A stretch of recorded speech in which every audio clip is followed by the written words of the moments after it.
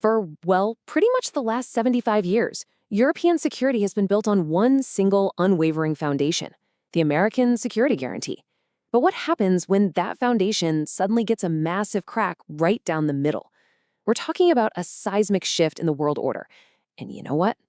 It's happening right now. Okay, so let's get right into it. The thing that's kicking all of this off is a new U.S. national security strategy. And it contains this chilling prediction you see right here. This isn't just some casual forecast, it's a direct message, and it's signaling the end of an entire era. And look, this is not just another boring policy paper from Washington. Analysts are actually calling it a hinge moment. One of those points where history just pivots in a totally new direction for the transatlantic relationship. It fundamentally redefines how America sees the world and, maybe most critically, how it sees Europe. I mean, just look at the reactions here. It tells you everything. European leaders are, to put it mildly, horrified. One former French ambassador even called it a far-right pamphlet.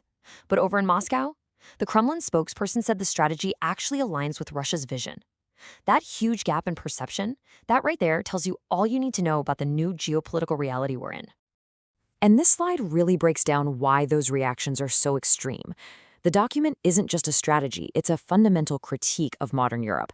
It uses some really strong language, talking about civilizational erasure, suggesting Europe is losing its own cultural identity. It points to cratering birth rates, and then, and this is the real shocker, it questions the future reliability of NATO allies, suggesting that changing demographics could make them untrustworthy. So, this new American stance just naturally raises a massive question. What does this all mean for the institutions that have kept the peace in Europe for decades? We're talking specifically about NATO and, of course, the joint effort to support Ukraine. And that brings us to the big one, the question that's on every European leader's mind. Article 5, the one-for-all and all-for-one promise.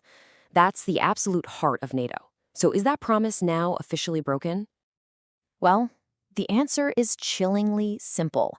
The U.S. doesn't have to formally leave NATO or abolish it to completely gut it. Think about it. The American president is the commander-in-chief. All they have to do is just decide not to send troops to defend an ally. The entire alliance can be broken by simple inaction. For decades, the American soldiers stationed in Europe served what military folks call a tripwire function. The idea is brilliant in its simplicity. Any aggressor knows that attacking Europe means killing American soldiers, which would automatically trigger a massive, maybe even nuclear, response from Washington.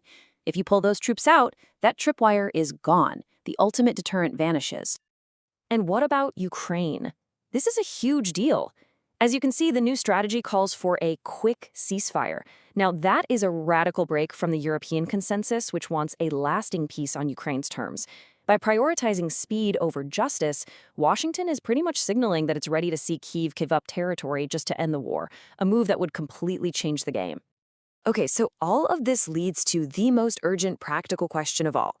If America really does step back, can Europe step up? Can it actually defend itself?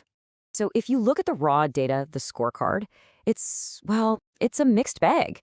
On paper, Europe's combined armies are actually larger than America's. But, and it's a big but, they're fragmented across dozens of different nations.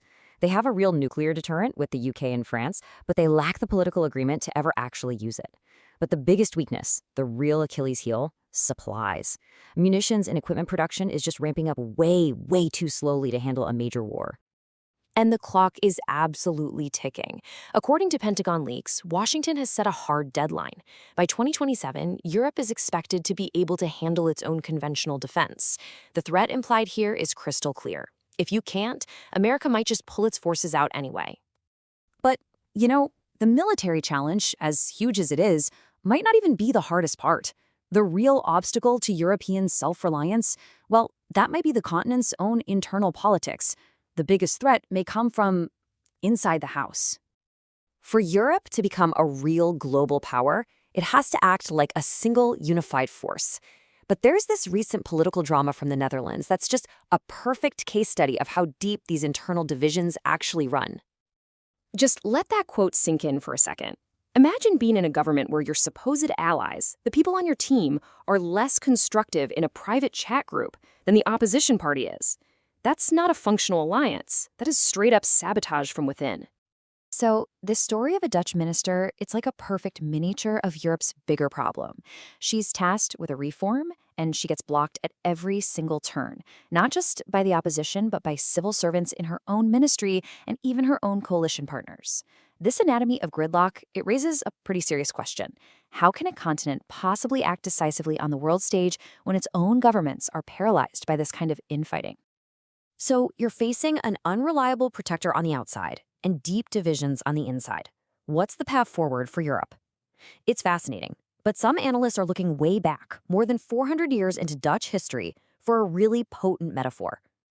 Back in 1581, the Dutch provinces issued something called the Act of Abjuration. It was, for all intents and purposes, Europe's very first declaration of independence. They formally renounced their king, Philip II of Spain, with the dead simple argument: a ruler who fails to protect his subjects gives up his right to rule. They basically fired their king. The parallel today is pretty striking, isn't it? Some people are now arguing that Europe needs to issue its own act of abjuration, this time from the American security shield. A formal declaration that says, hey, since the protector is no longer reliable, Europe must now take full responsibility for its own destiny. But this brings us right back to the core challenge, the final, difficult question. Declaring independence is one thing. Actually governing yourself, well, that's a whole other ballgame. Europe has the money, the people, the technology to be a superpower. The only question left is whether it has the political will and the unity to finally start acting like one.